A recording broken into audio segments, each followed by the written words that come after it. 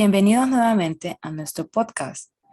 Nosotros somos el grupo número 1, alumnos de la clase de Historia de Honduras, de la Universidad Católica de Honduras, del campus Sagrado Corazón de Jesús. Nuestro podcast, el objetivo principal es informar con total honestidad y claridad a quienes nos escuchan, así como también compartir nuestra reflexión después de analizar cada contexto. El día de hoy vamos a hablar sobre el cambio de reformismo a contrarreformismo militar entre los años 1972 a 1982.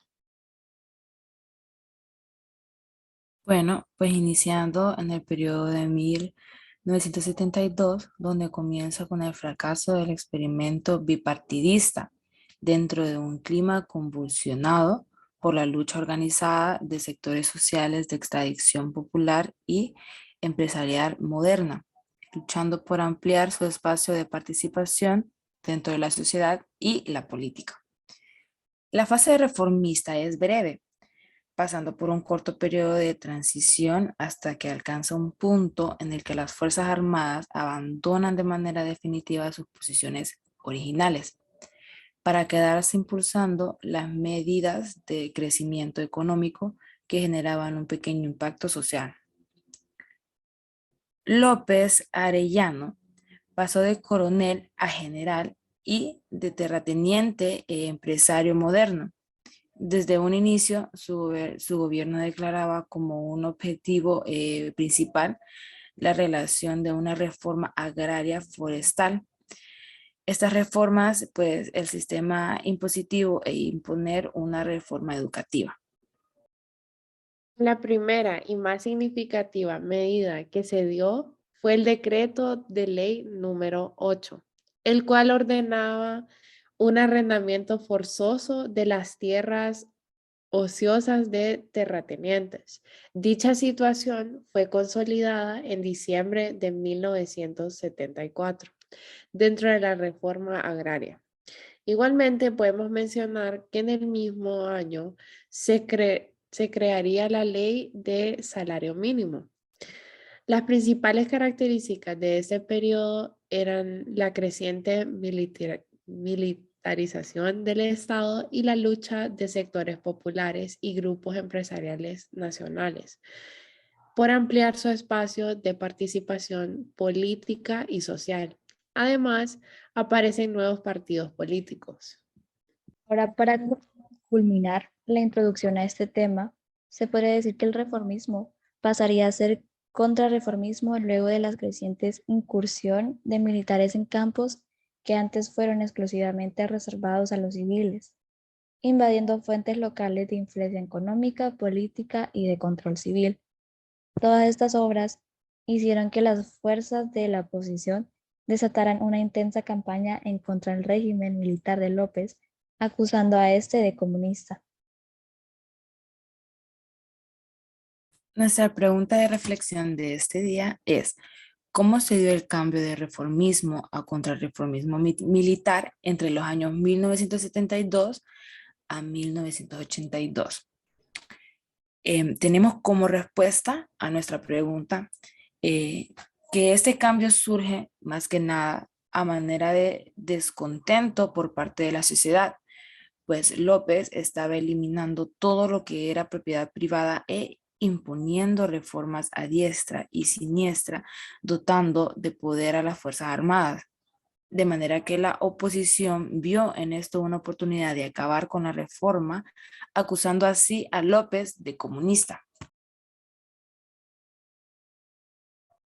Ok, María, ¿qué nos cuenta sobre el cambio de reformismo a contrarreformismo militar entre los años 1972 a 1982 en Honduras? Bueno, podemos descartar que el periodo de 1972 comienza con el fracaso del experimento bipartidista dentro de un clima convulsionado por la lucha organizada de sectores sociales de extracción popular y empresarial moderna, luchando por ampliar su espacio de participación dentro de la sociedad y la política. recalcando que esta fase reformista es breve, pasando por un corto periodo de transición hasta que alcanza un punto en el que las Fuerzas Armadas abandonan de manera definitiva sus posiciones originales para quedarse impulsando las medidas de crecimiento económico que generaban un pequeño impacto social. Pues añadiendo un poco a lo que estaba hablando María, pues no podemos olvidar a grandes personas de ese tiempo como López Arellano, que pasó de coronel a general y de terrateniente a empresario moderno. También pues se ve que desde un inicio su gobierno declaraba como sus objetivos principales a la realización de una reforma agraria forestal. Esta reforma, pues el sistema impositivo e imponer una reforma educativa, donde la primera y más significativa medida que se dio fue el derecho a la ley número 8. Sí, es cierto. Además, no olvidemos que el decreto número 8 ordenaba un arrendamiento forzoso de las tierras ociosas de terratenientes y dicha situación fue consolidada en diciembre de 1974 dentro de la reforma agraria. Igualmente, se creó la ley del salario mínimo. Pues tienes razón, Mónica. Así puedo decir que las principales características de este periodo son la creciente militarización, perdón, del Estado y la lucha de sectores populares y grupos empresariales nacionales por ampliar su espacio de participación política y social. También pues tenemos que además aparecen nuevos partidos políticos. Para culminar, el reformismo pasaría a ser contrarreformismo luego de la creciente incursión de militares en campos que antes fueron exclusivamente reservados a los civiles, invadiendo fuentes locales de la influencia económica, política y de control civil. También asimismo, pues todas estas obras hicieron que las fuerzas de la oposición destacaran una intensa campaña en contra del régimen militar de López, acusando a este de comunista.